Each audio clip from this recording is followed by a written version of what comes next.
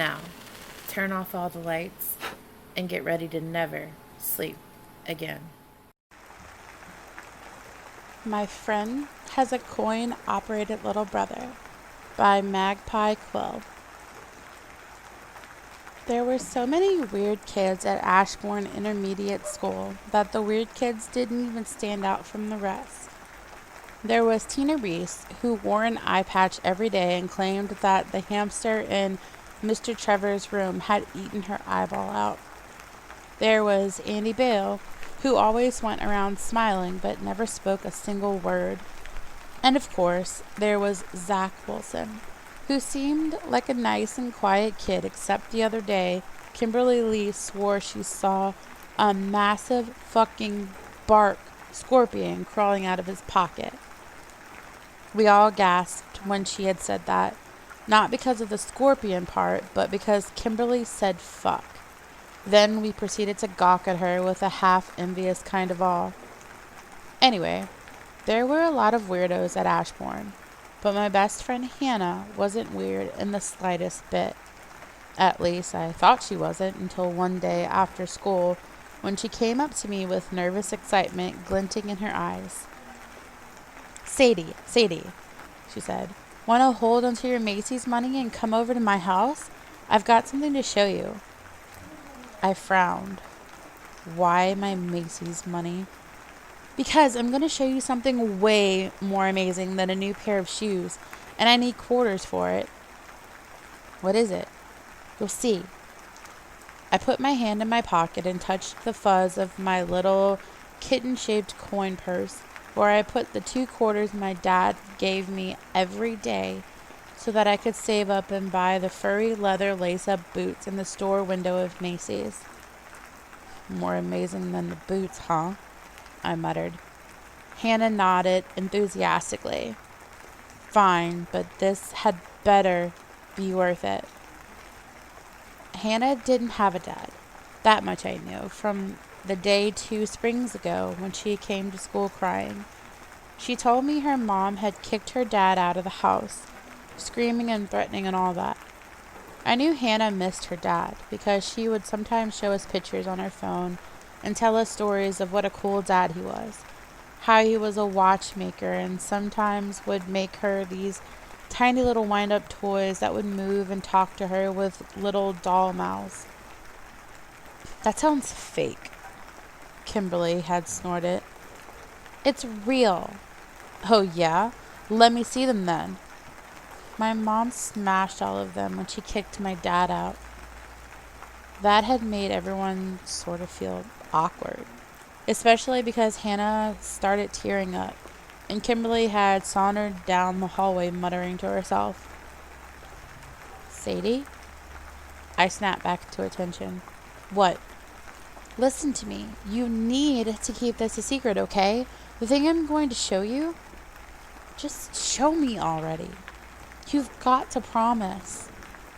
Hannah pushed open the door to her pink and blue room and walked over to her closet, which was plastered with faded stickers and posters of boy bands. Promise me you won't tell anyone. Yeah, I grumbled. Promise. She opened the closet door, and sitting inside was a corpse. I don't think I've ever screamed as loud as I did then. We were lucky Hannah's mom wasn't home, because she would have surely heard us. Or maybe Hannah had known this would happen, so she brought me to her house when her mom wasn't there. Quiet, she hissed. The whole neighborhood's gonna hear you. That thing. It's my brother. His name's Jax. He's dead. Hannah nodded solemnly. He was sick ever since he was born. He died 2 years ago. Then what? My dad brought him back. You see, Jax looks dead right now, but my dad's very good at fixing things.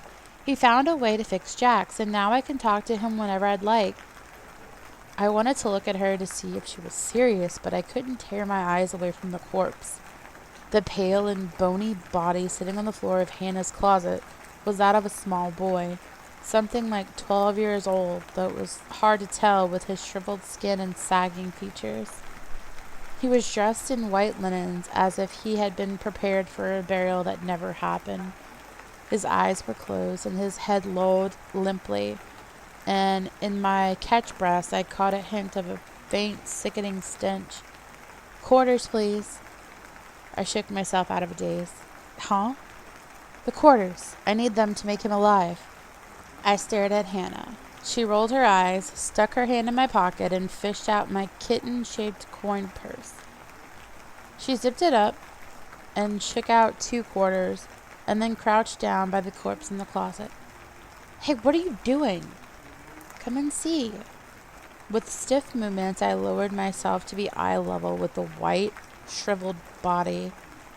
A shudder went through me as I studied the papery crinkles and pores of its skin.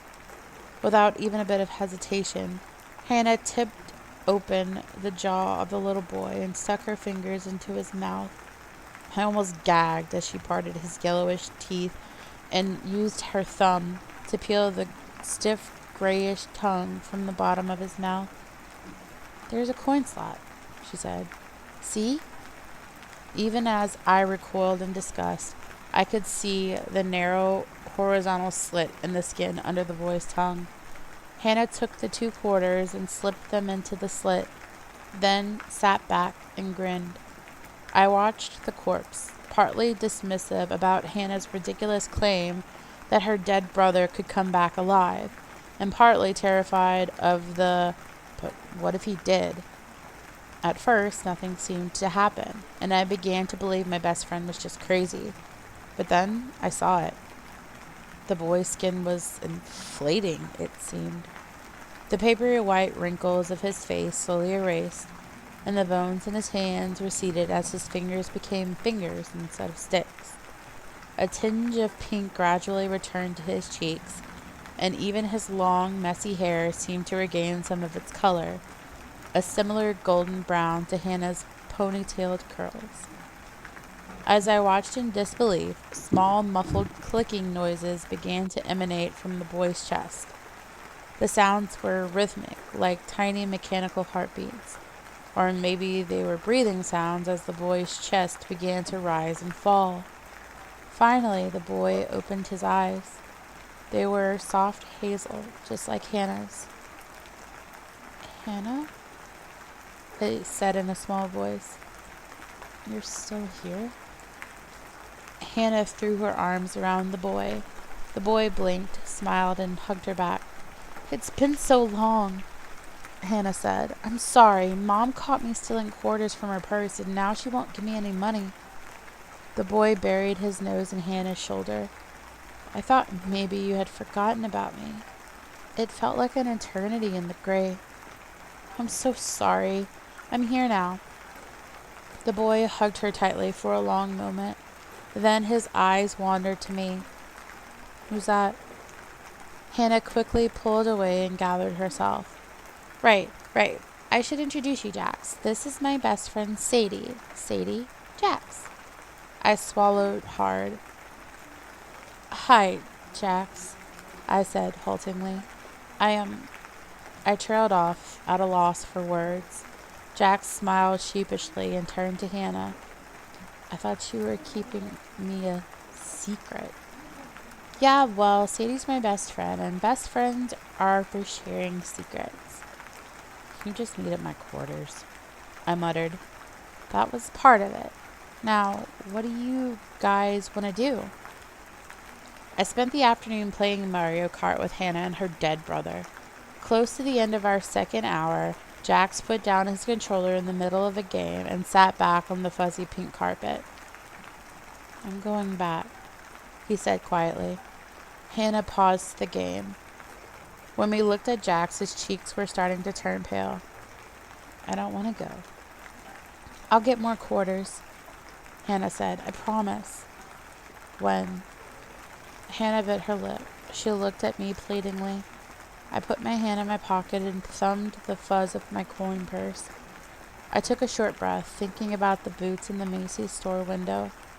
"Thursday," I finally said. "I'll be back with more quarters on Thursday." Jax's face lit up for just a moment. Then his eyes slid closed. The muted clicking of his heartbeat slowed, and his body crumpled limply onto the floor. The blood drained from his face and his skin turned gray, and in just a few moments he had become the skeletal corpse again. "You're the greatest, Sadie," Hannah said, smiling wide. "I promise I'll repay you someday." I went to Hannah's house with my coin purse every Tuesday and Thursday. Each time, Hannah requested 2 quarters and slid them into the slot under Jax's tongue. Jax came alive, a trace of relief in his eyes as if waking from a long nightmare, and we spent the afternoon playing video games and sharing the peanut butter and jelly sandwiches that Hannah's mom had left for her in the fridge before going to work. 2 hours later, Jax would slowly sink back into cold, unmoving death, and Hannah would pick him up gently, hug his bony white body, and put him back in her closet. One day, as the end of Jax's 2 hours approached, I pulled out my coin purse and shook out for more quarters. "The boots can wait a little bit longer," I said. "Jax, you can have these." Jax's eyes widened.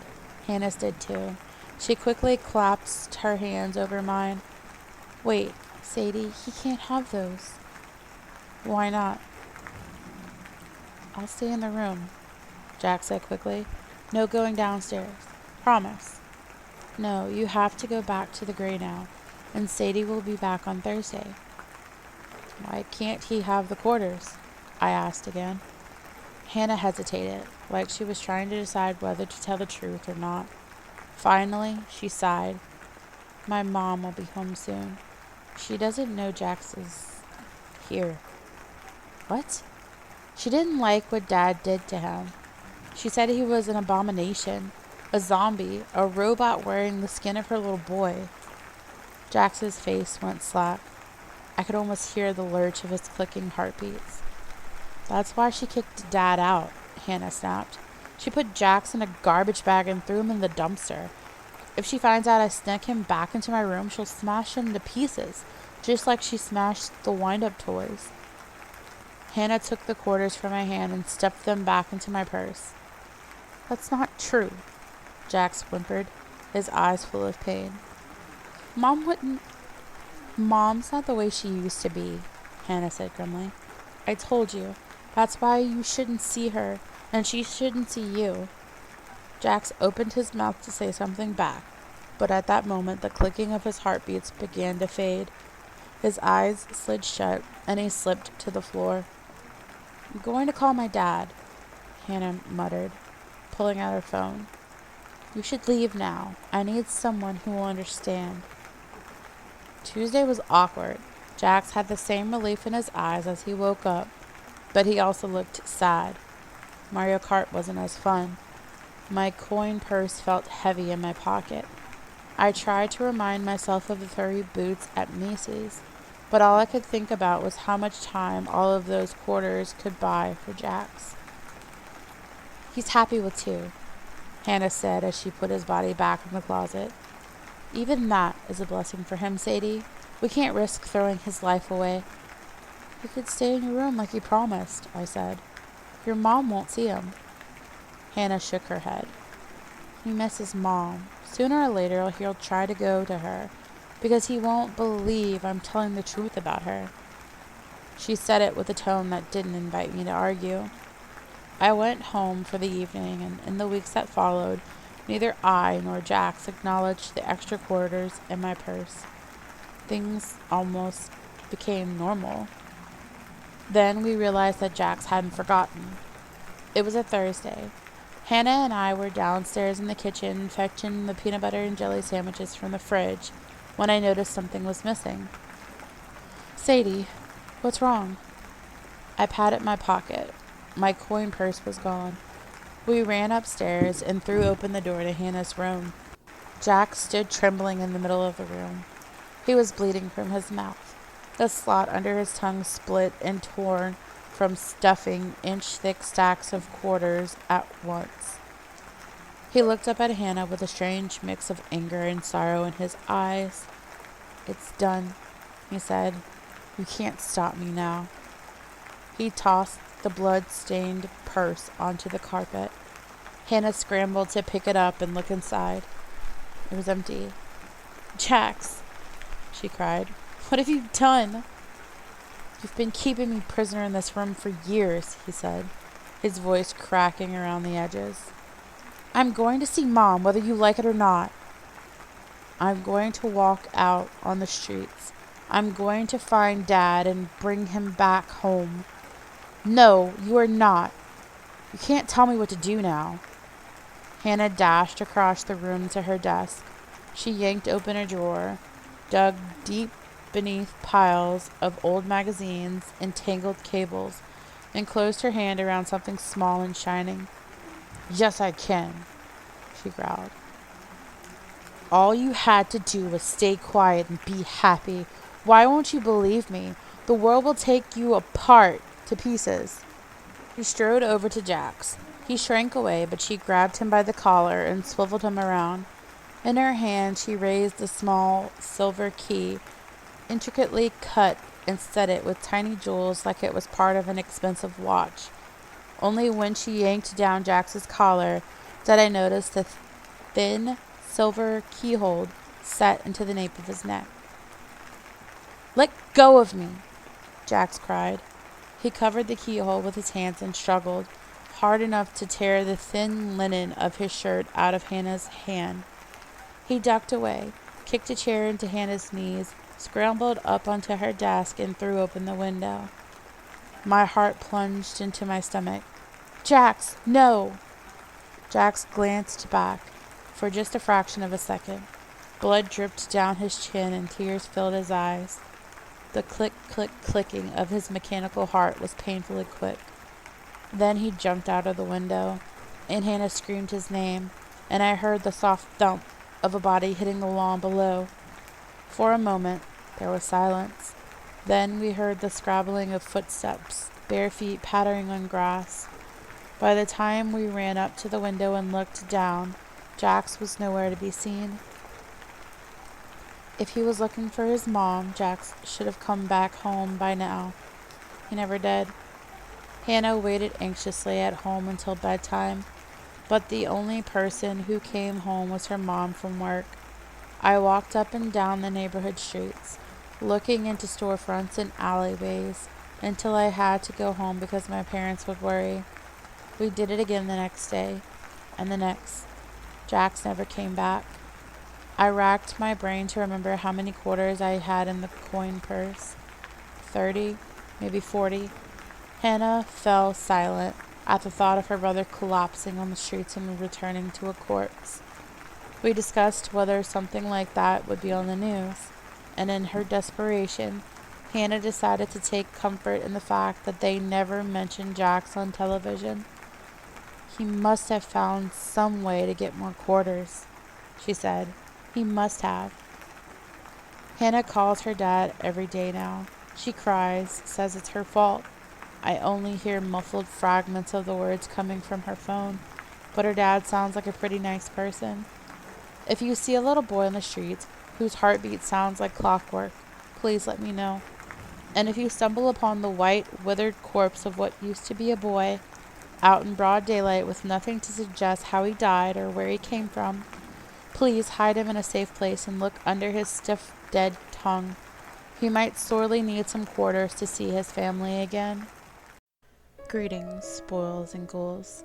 If you liked this video, be sure to give it a thumbs up. If you'd like to see more, subscribe and hit the bell so you don't miss out. If you have a request or suggestion, make sure to leave them in the comment section below. We hope you enjoyed this video, and remember to stay spooky.